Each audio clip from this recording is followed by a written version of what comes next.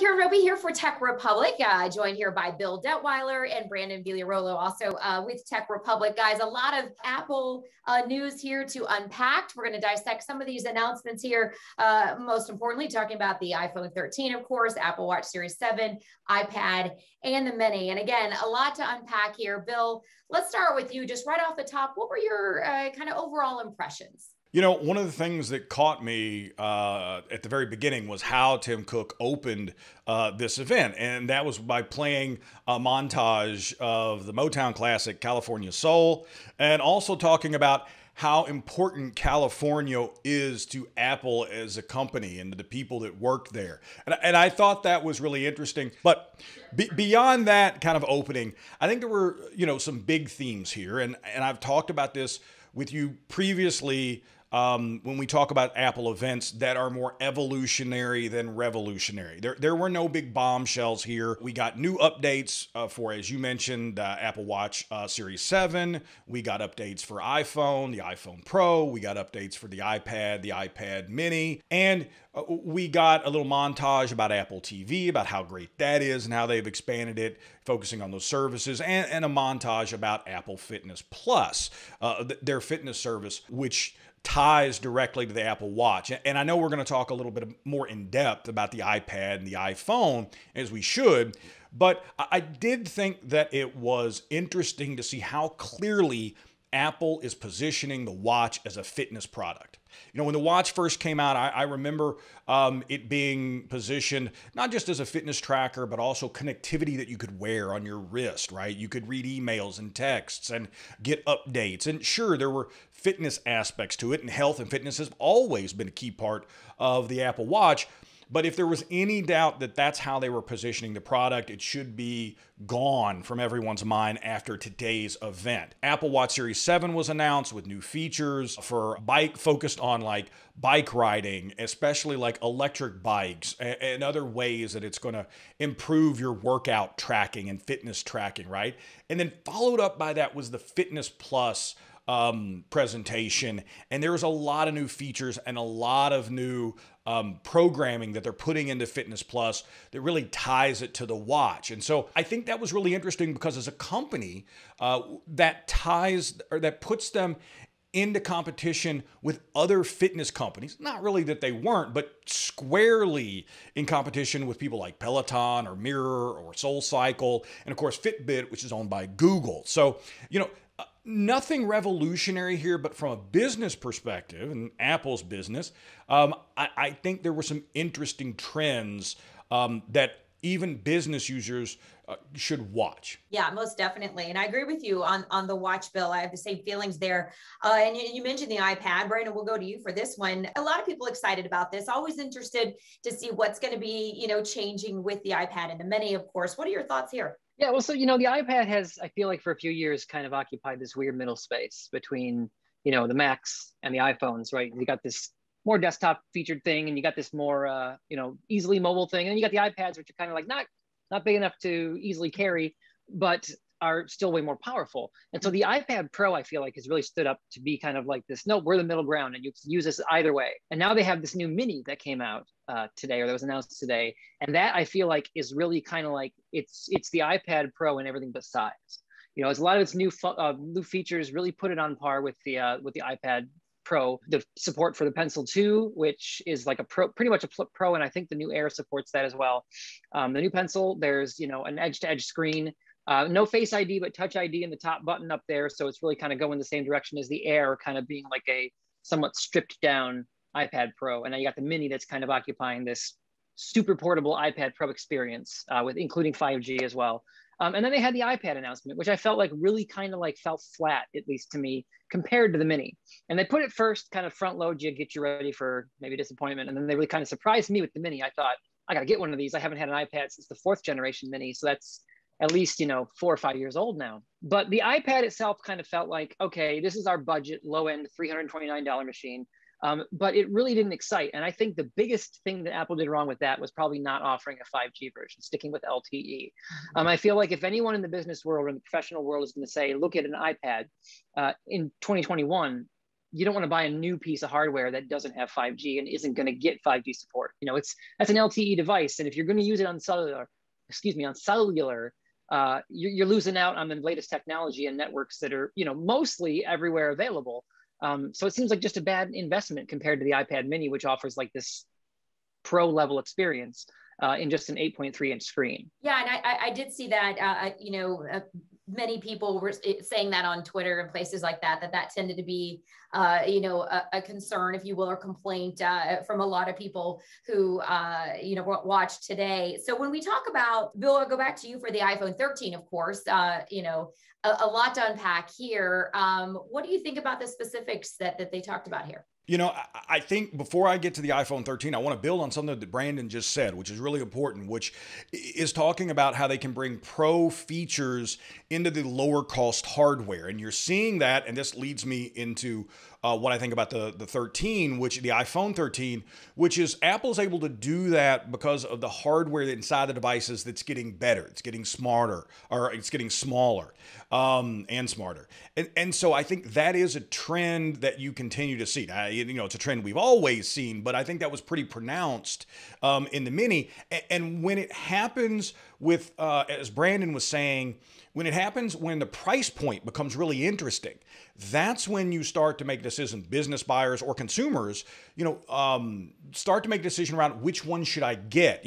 This device, it may have better specs, but it has some of the features that I really want, like that Pencil 2 support for the Mini, 5G for the Mini, and it's a much lower price. Now, I'm not saying that they go head to head, right? Like if you want one as a laptop replacement, you want one as more of a portable device, a kind of a step up from a smartphone, then they're not exactly on par. But you're seeing that feature progression thanks to the hardware that's improving. And so on the iPhone 13, we saw that. So again, nothing dramatically revolutionary here, as I was mentioning earlier. No major external design changes, although the iPhone 13 now has a diagonal facing cameras, a little smaller notch on the front, so you get more screen space. From the outside, at least, it doesn't look radically different. Same design as you saw in the 12, like I was saying.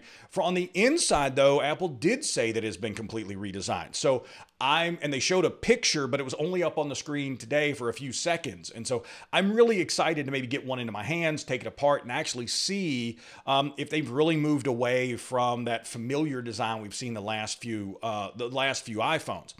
You do get, they stuck with the same iPhone Mini, iPhone Pro, and iPhone Max lineup. All of them will come with Apple's new A15 Bionic chip. Now, on the regular iPhone, which is 6.1 inch, and the 5.4 inch mini versions, you're going to get an A15 chip with 6-core CPUs, 4-core GPUs, and a 16-core neural engine. And on the Pro models, you're going to get the same A15 chip, but with 5-core GPUs. Same 6-core for the CPU and 16-core neural engine, but 5-core GPUs.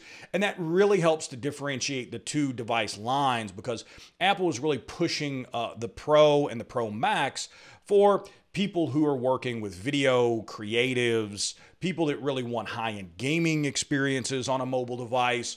And those were two themes they've been stressing with the Pro and the Pro Max for a while, but it was really clear today. I mean, they were they were showing how the phones could be used to create cinematic masterpieces, for lack of a better word. And in fact, they have a new cinematic mode, which is available on both lines, both the regular iPhone and Mini, and on the Pro line. And this is what's interesting to me from a business perspective, is that the cinematic mode that they announced today and they talked about is allowing the camera to do automatic what's called rack focusing.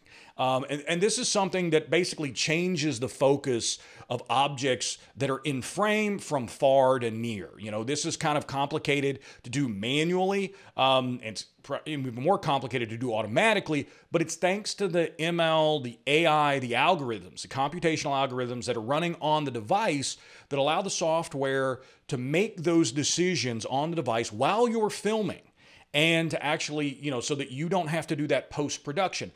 And that's pretty neat. It's a concrete example of what's the hardware, what's happening behind the scenes to drive those features. So that's really cool. The other thing that I thought was interesting is that on the Pro and the Pro Max line, you're going to get a same size screen, 6.1, 6.7 inch screen, but you are getting a new Super Retina display, which is brighter, supposedly, looks better refresh rates. So they are continuing to amp up the difference between the two lines. The other thing, and the last thing I think that iPhone users will really appreciate, whether you go with the lower price or the higher price models, is storage is increased. Finally.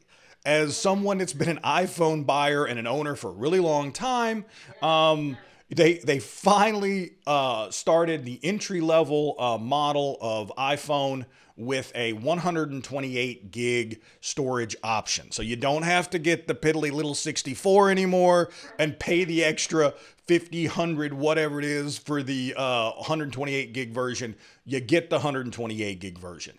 They're also offering a 512 gig version for the iPad or for the iPhone and the iPhone Mini. In the Pro line now, which you can get a 1 terabyte storage option, which will really help for if you're recording a lot of 4K video, if you're recording, if you download a lot of apps, you keep things on your phone, that really helps. So they managed to do all this too. And, we were talking a little earlier about the technology that makes the feature upgrades possible, that it also has helped them keep prices fairly stable, right? So iPhone 13 pricing starts off for the Mini at like $699, $799 for the regular iPhone 13, $999 for the Pro, and $1099 for the Max. Now, of course, prices will vary based on the options that you choose, but still, that slow advances in technology are allowing them to do more and offer more at the same price point, which is good right now. Because, the other thing to kind of keep in mind is how important the iPhone is to Apple as a product line. Yeah, Bill. And I'll tell you, I think that the storage, that is a really important piece, to pretty much, I would think most Apple iPhone owners certainly. Brandon, before we wrap up here, let's talk about final thoughts here. Do you feel like today's announcement is kind of on par with what you expected to hear? What are your thoughts here? Well, the iPad mini stuff was nice. It was kind of exciting to see this sort of continued adaptation of Apple's new material design to kind of new additional products. So that was kind of exciting. Biggest disappointment for me today, I think, was, and I know this is a bit more of a selfish disappointment than like a feature thing, because the Apple Watch 7 had some nice improvements.